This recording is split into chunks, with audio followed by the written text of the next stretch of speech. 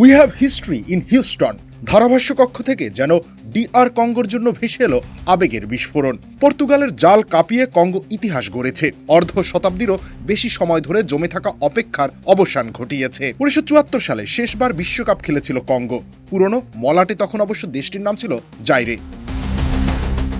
পশ্চিম জার্মানির সেই বিশ্বকাপে আফ্রিকার প্রথম সাব সাহারান প্রতিনিধি হিসেবে ইতিহাস গড়েছিল তারা। কিন্তু সেই ইতিহাস সুখকর ছিল না। 3 ম্যাচে 3 হার, 0 গোল আর 14 গোল হজম করে বিদায় নিতে হয়েছিল রুচি চানাচুর 300 গ্রাম ও 500 গ্রামের ফ্যামিলি প্যাক, এক প্যাকে পুরো পরিবার।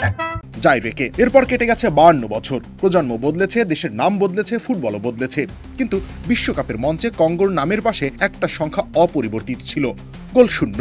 সেই অভিশাপ ভাঙল হিউস্টনের NRG স্টেডিয়ামে। পর্তুগালের বিপক্ষে ম্যাচের শুরুটা অবশ্য স্বপ্নের ছিল না।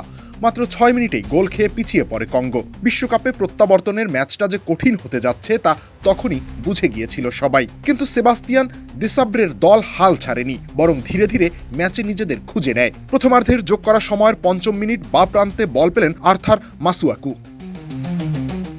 অভিজ্ঞ এই ফুলব্যাক চোখ তুলে দেখলেন বক্সে ঢুকে পড়েছেন ইওয়ান উইসা। মুহূর্তের মধ্যে উড়ে এলো নিখুঁত এক ক্রস, আর সেই বলকে শক্তিশালী হেডে জালে পাঠিয়ে দিলেন উইসা। তাতেই সৃষ্টি হলো ইতিহাস, যার মালিক উইসা নিজেই। আরও বছর 50 পর যখন কঙ্গোর নাম ভাসবে বিশ্বকাপে, তখনও উইসা নামটা উচ্চারিত হবে জোর গলায়। তার হাত ধরেই যে আজীবন না পাওয়া এক বস্তুর সন্ধান পেয়েছে কঙ্গো।